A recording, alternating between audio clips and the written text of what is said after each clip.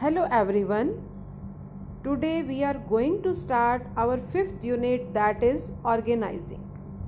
In today's session we are going to discuss the concept, features and importance and process of organizing.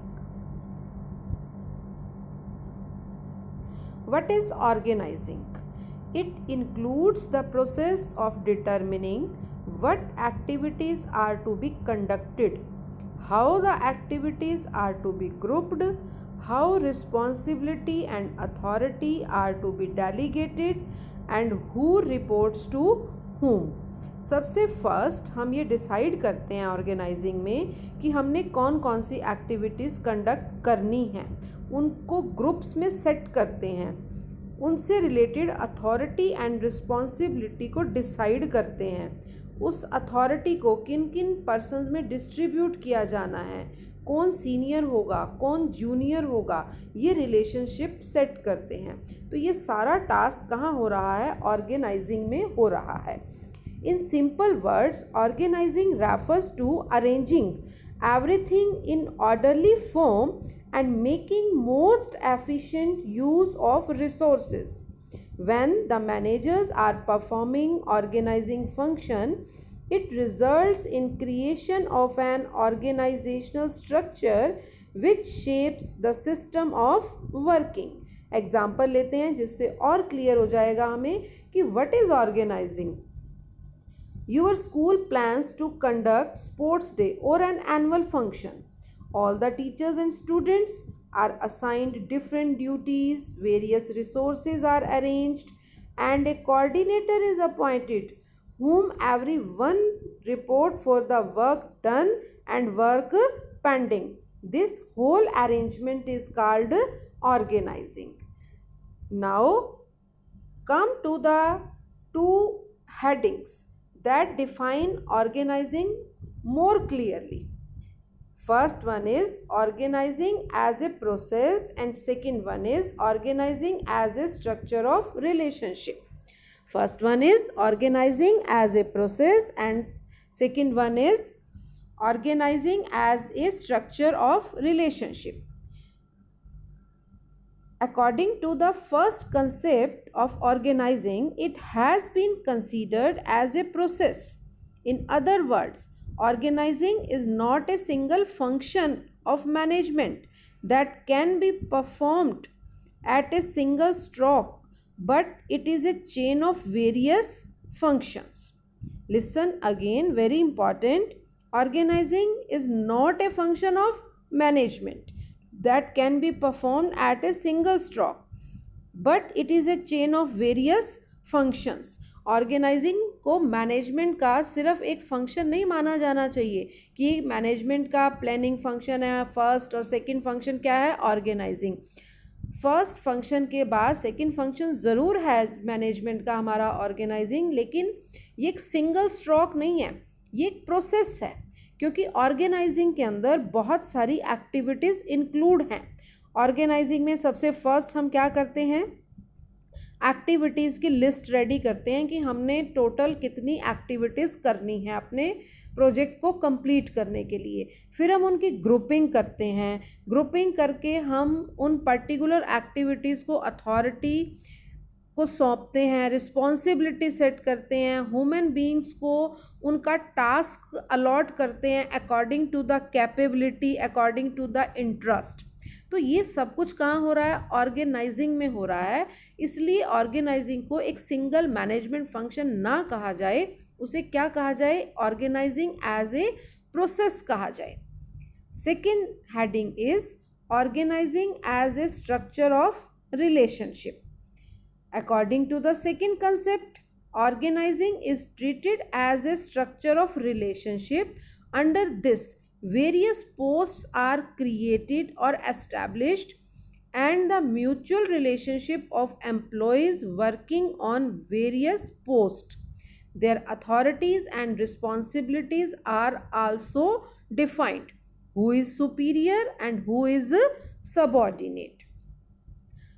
अगर हम organizing को as a process treat कर रहे हैं तो साथ ही साथ हम ऑर्गेनाइजिंग को as a structure of relationship भी ट्रीट कर रहे हैं।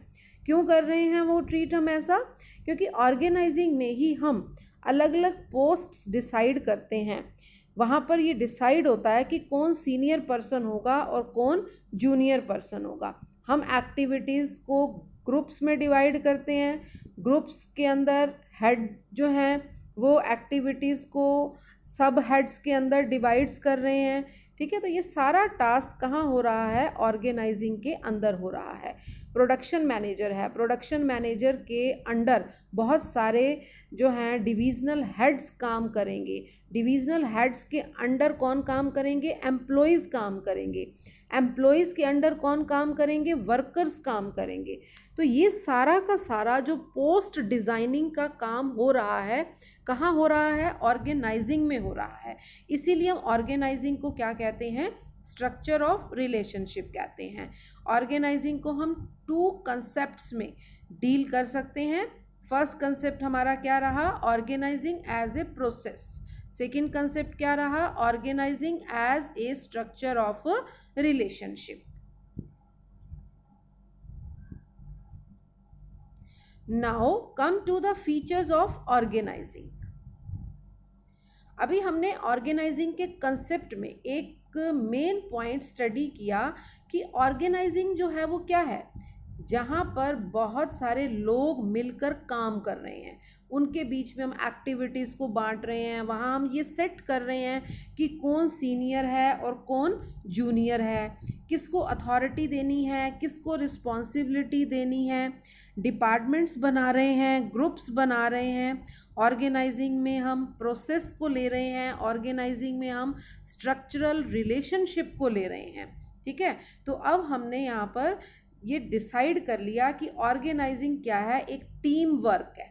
जहाँ पर एक टीम होती है वहीं पर ही क्या होता है? ऑर्गेनाइजिंग का फंक्शन इम्प्लीमेंट होता है। अगर टीम नहीं है यानी कि ग्रुप एक्टिविटीज़ नहीं है तो ऑर्गेनाइजिंग की रिक्वायरमेंट भी नहीं है। तो अब इसी बेस के ऊपर ही हम ऑर्गेनाइजिंग के फीचर जो हैं वो डिस्कस करेंगे। आपने अपने माइंड में सिर्फ एक यही पॉइंट रखना है बेटा कि ऑर्गेनाइजिंग में क्या होता है? टीम वर्क होता है। ऑर्गेनाइजिंग होती ही कहाँ है? जहाँ पर ग्रुप एक्टिविटीज़ हैं, जहाँ पर टीम वर्क है। तो very first feature is division of work. अब सबसे फर्स्ट ऑर्गेनाइजिंग में हम करते क्या हैं? अपने टास्क को स्मॉल एक्टिविटीज़ में डिवाइड करते हैं और उन स्मॉल एक्टिविटीज़ को स्पेशलिस्ट पर्सन को जो है वो हैंड ओवर करते हैं। यानी कि काम को छोटे छोटे हिस्सों में बांट दिया जाता है और एक स्पेशल जो पर्सन है जो एक पर्टिकुलर एक्टिविटी को करने में स्पेशलिस्ट है, उसे वो टास्क जो है वो हैंड ओवर कर दिया जाता है। Next point is coordination. अब जब एक पूरा प्रोजेक्ट स्मॉल पार्ट्स में डिवाइड किया गया, ठीक है, तो उन एक्टिविटीज़ में आपस में क्या होना चाहिए? उन स्मॉल पार्ट्स की जो एक्टिविटीज़ हैं उनमें आपस में क्या चाहिए? हमें कोऑर्डिनेशन चाहिए। एक प्रोजेक्ट को 5 एक्टिविटीज़ में डिवाइड किया गया, 5 पर्सन्स उन एक्टिविटीज़ को अलग अलग कर रहे हैं। अब जब फर्स्ट पर्सन उस एक्टिविटी को कंप्लीट करेगा तभी सेकेंड पर्सन का काम स्टार्ट हो सकता है। सेकेंड पर्सन जैसे ही अपनी एक्टिविटी को कंप्लीट करेगा तभी थर्ड पर्सन का काम स्टार्ट होगा। तो सभी पर्सन्स के बीच में आपस में क्या होना चाहिए? प्रॉपर कोऑर्डिनेशन होना चाहिए। अगर कोऑर्डिनेशन नहीं है तो काम जो है वो प्रॉपरली हैंडल नहीं हो पाएगा। Next one is number of person. Team work होगा वहाँ नंबर ऑफ पर्सन्स होंगे और नंबर ऑफ पर्सन्स जहाँ होंगे वहाँ पर क्या होगा? ऑर्गेनाइजिंग ऑटोमेटिक एस्टेब्लिश हो जाएगा। Next is it is a machine management. अब देखिए ऑर्गेनाइजिंग के अंदर बहुत सारे लोग मिलकर काम कर रहे हैं और अगर बहुत सारे लोग मिलकर काम करते हैं जहाँ पर वहाँ पर डिवीज़न ऑफ वर्क होना कंपलसरी हो जाता है। अब अगर हमने अपने डिवीज़न ऑफ वर्क को प्रॉपरली सेटल नहीं किया, पोस्ट को प्रॉपरली डिज़ाइन नहीं किया, तो हमारा जो होल मैनेजमेंट सिस्टम है वो सारा का सारा क्या हो जाएगा? वेस्ट हो जाएगा। काम को आपने कैपेबिलिटी और इंटरेस्ट के अकॉर्डिंग डिस्ट्रीब्यूट नहीं किया, डिवीज़न ऑफ वर्क गलत हो गया। ए पर्सन है जिसे वो एक्टिविटी दे दी गई जिसको वो परफॉर्म नहीं कर सकता। डी पर्सन है, उसे वो एक्टिविटी दे दी गई जिसे वो परफॉर्म नहीं कर सकता। ठीक है, यानी कि हम क्या कर रहे हैं, डिवीज़न ऑफ वर्क तो कर रहे हैं, लेकिन पर्सन्स को उनकी कैपेबिलिटी और उनके इंटरेस्ट के अकॉर्डिंग काम नहीं दे रहे हैं, यानी कि पोस्ट को सही डिज़ाइन नहीं किया। अब डिवीज़न ऑफ वर्क हो गया, पोस्ट सही तरीके से डिज़ाइन नहीं हुई, ठीक है, तो क्या होगा कि हमारा जो होल मैनेजमेंट सिस्टम है वो ख़राब हो जाएगा। तो इसीलिए जो ऑर्गेनाइजिंग है, इसे क्या कहा गया है, organizing is a machine of management.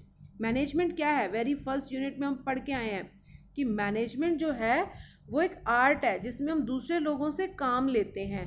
ठीक है, अब उस काम को लेने के लिए हमने क्या एस्टैब्लिश किया, ऑर्गेनाइजिंग स्ट्रक्चर एस्टैब्लिश किया। और अगर ऑर्गेनाइजिंग स्ट्रक्चर अच्छे से एस्टैब्लिश नहीं हुआ, ठीक है, तो हमारी जो होल मशीनरी है वो इल फिटेड हो जाएगी, ख़राब हो जाएगी।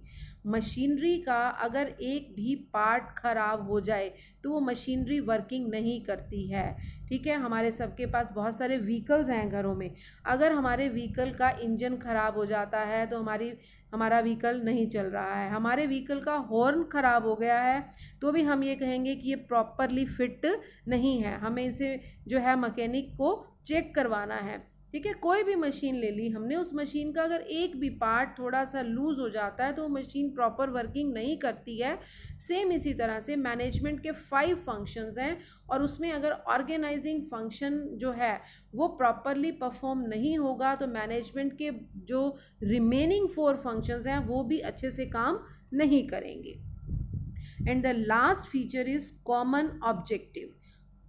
ग्रुप एक्टिविटीज़ हैं, किस पर्पज़ के लिए एस्टैब्लिश की गई हैं, ऑर्गेनाइजेशन का जो कॉमन ऑब्जेक्टिव है सिर्फ उसी पर्पज़ के लिए वो एक्टिविटीज़ हम कर रहे हैं। और ऑर्गेनाइजिंग एस्टैब्लिश कहाँ हो रहा है, ग्रुप एक्टिविटीज़ के लिए, और उस ग्रुप का एक कॉमन ऑब्जेक्टिव है जो ऑर्गेनाइजेशन का ऑब्जेक्टिव है, इसीलिए हम ऑर्गेनाइजिंग फंक्शन को परफॉर्म कर रहे हैं। That's all about the 5 features of organizing. Now come to the importance of organizing.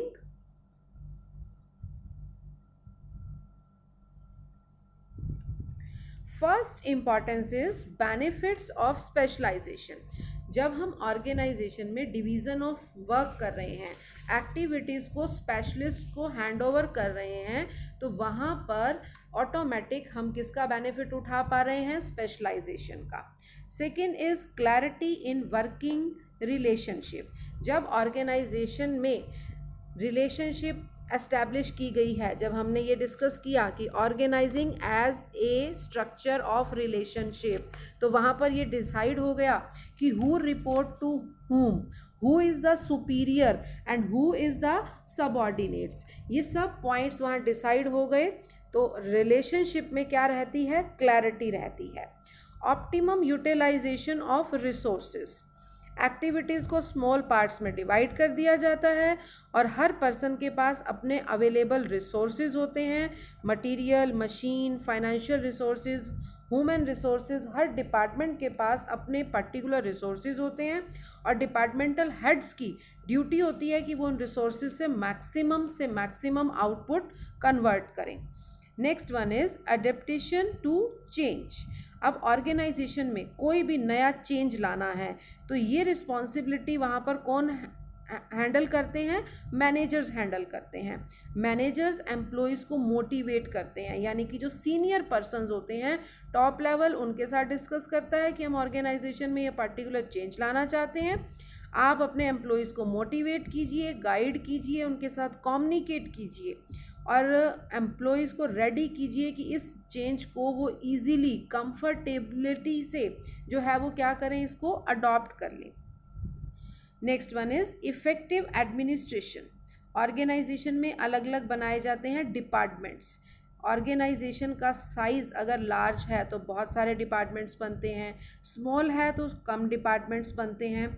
अब जब वहाँ पर अलग अलग डिपार्टमेंट्स बनाए जा रहे हैं तो ऑटोमेटिक हर डिपार्टमेंट के हेड्स होते हैं जिन्हें हमें डिपार्टमेंटल हेड्स कहते हैं, और हर डिपार्टमेंटल हेड की ये ड्यूटी होती है कि वो अपने डिपार्टमेंट का जितना भी एडमिनिस्ट्रेटिव वर्क है उसे बहुत अच्छे से हैंडल करे, और जितना अच्छा वो अपने डिपार्टमेंट में सारा एडमिनिस्ट्रेशन करेगा उतनी ही आउटपुट क्या हो पाएगी, इंक्रीज़ हो पाएगी। इसीलिए बहुत ज़रूरी है कि हमें ऑर्गेनाइजिंग फंक्शन में अपने ऑर्गेनाइजेशन में कुछ डिपार्टमेंट्स बना देने चाहिए ताकि हम इफ़ेक्टिवली अपने एडमिनिस्ट्रेशन को सेट कर सकें। Next is development of personnel.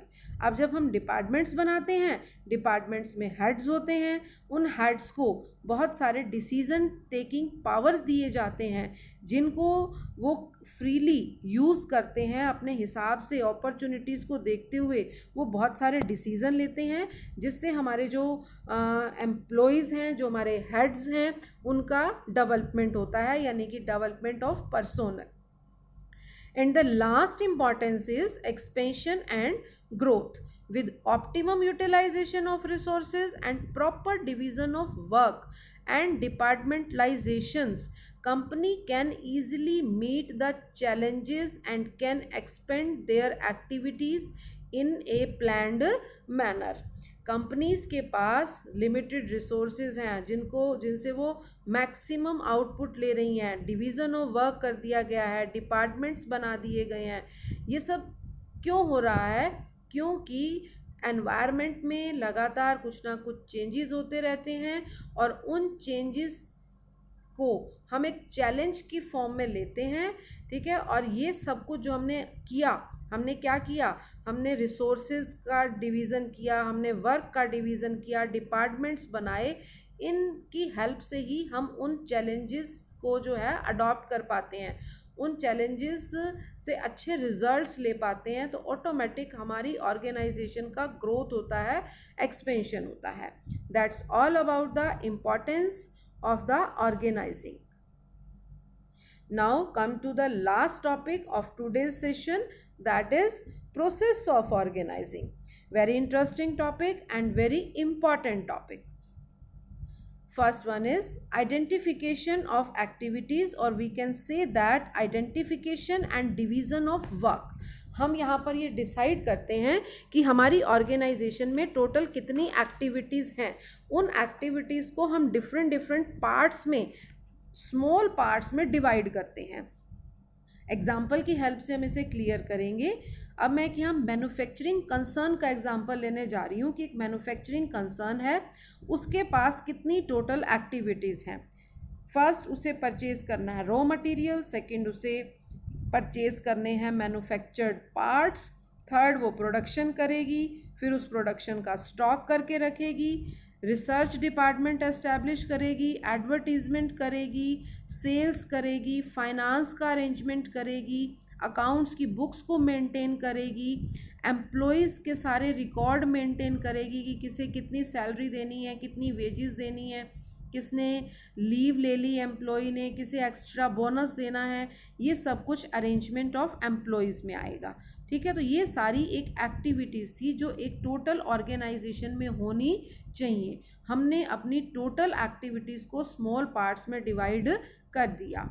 Come to the second, grouping of activities. अब हम यहाँ पर अपनी एक्टिविटीज़ के ग्रुप बनाएंगे। ग्रुपिंग ऑफ एक्टिविटीज़ को हम डिपार्टमेंटलाइजेशन भी कह सकते हैं। डिपार्टमेंटलाइजेशन में हम क्या करते हैं कि जितनी टोटल एक्टिविटीज़ हैं उनको एक डिपार्टमेंट के अंडर जो है वो डिवाइड कर देते हैं। अब जैसे हमने अपने ऑर्गेनाइजेशन में, मान लीजिए कि जो हम जिस ऑर्गेनाइजेशन का एग्जांपल ले रहे हैं कि एक मैन्युफैक्चरिंग कंसर्न का मैंने एग्जांपल लिया है, उन्होंने टोटल 5 डिपार्टमेंट्स बनाए हैं।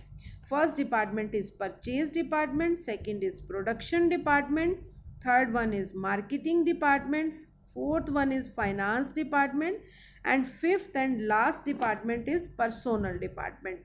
अब जो हमने इतनी सारी एक्टिविटीज़ अभी फर्स्ट हेडिंग में डिस्कस की थी, अब उन एक्टिविटीज़ को हम ग्रुप्स में कन्वर्ट करते हैं और हर ग्रुप को एक डिपार्टमेंट को हैंड ओवर करते हैं।